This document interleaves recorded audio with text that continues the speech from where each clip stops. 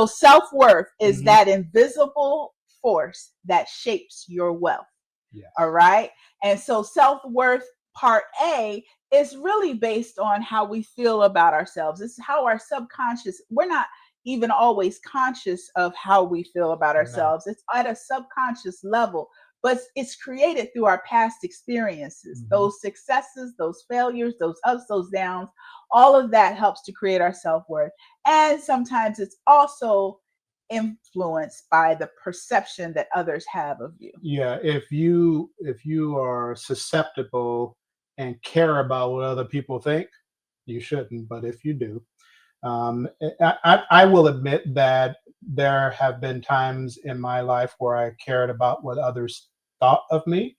I have relieved myself of that Mm-hmm. to the point where um, it does not matter because I fully understand how embracing someone else's opinion um, allows them to govern my mind, Yes. and that's And a that's not power. good. Oof, no. That's giving someone else power over how you feel about you. Yes. Hey, Tanya's in the house. What's up? Woo! What's up? What's up, Hi, Tanya? good night, Lord. Woo! Tanya's in the house. Yeah, so I agree. You know what's also impressive? We were listening to a video the other day, and the gentleman said, you know, what's crazy about how we actually listen to other people and their perception of us? He goes, you know what's crazy about it? They can't possibly perceive you any higher than they perceive themselves. Mm, damn. Yeah, that's real. Yeah, That's real. how are they going to have a good perception of you if they don't have a good perception Yeah. of themselves? Yeah. People have their own biases in their mind. Yes. They have their own beliefs about you or who you should be or what you should do based on whatever it is, preconceived notions in their own minds about you, whether you're a woman or you're a man or your ethnicity or your height or whether you're small or taller, whatever. Yeah. People have their own conception of what that should be and how you should act, but it's just their perception. Right. That's all it is. It's just them. Yeah, and it's limited to what their view is, Yeah, right? It's they have blinders on. yeah, which, you know, is okay. It doesn't make other people right or wrong. It just means you don't want to be limited to that, right? So we're going to talk about how to take the limits off Yes. your self-worth so you're no longer operating with those limitations. Yes. Hey, Trina, hippies, puppies, and kittens, and postal planner, postal planners in the house. All right. So now, since self-worth is this key to building wealth, it's like this invisible force that's shaping our wealth. Let's talk about how do we expand on our self-worth? How do we feel even greater than our self-worth?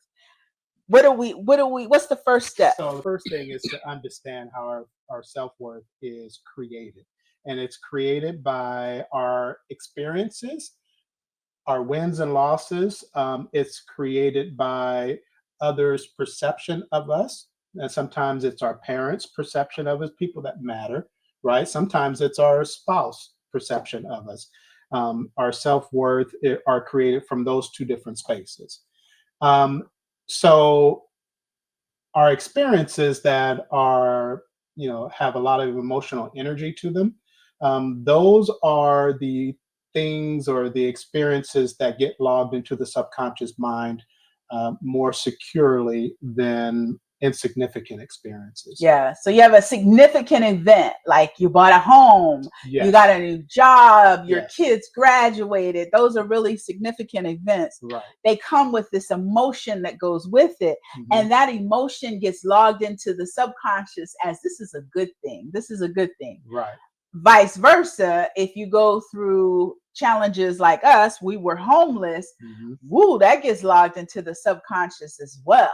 Yeah. As you know, however it gets logged, it's emotional. It's just a big piece of what happens in that data that's just sitting in the subconscious. Right. So an experience of a major accomplishment, such as buying a home, that's significantly major, and it's emotional, and it's an accomplishment. So you feel successful.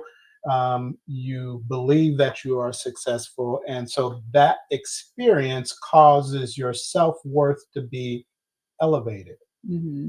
because it's something greater than what you had before. However, if it is a traumatic experience and is still highly emotional, it can be an experience that can pull you. It can pull you in the opposite direction and make you feel less about yourself. Traumatic experiences can make you feel better about yourself, depends on how you handle it. Yeah. You can handle it and say, "To hell with that. I am never going to do that again. I know what I like, what I want. I have the contrast to back it up and move forward and grow and build from that." It really depends on how you log it in. Yeah. And how do you know though? Because you may say, well, I have great self worth. I feel really good about myself. But then at the same time, you go, I really want to be a millionaire. I mean, I just have this dream to be a millionaire. I have this dream to have wealth. I have this dream of having money come in and have money after the bills are paid. Like, Mhm. I have this dream for more. So what's the connection between the fact that you're not where you want to be financially, but you feel like you have a lot of self-worth and you feel good about yourself? Well, your self worth, the evidence, look around you, take a look around you, like physically look around you and evaluate what is present in your world. That's a signature of your self worth. You will never accomplish anything outside of your self worth. Mm. You can't, you won't.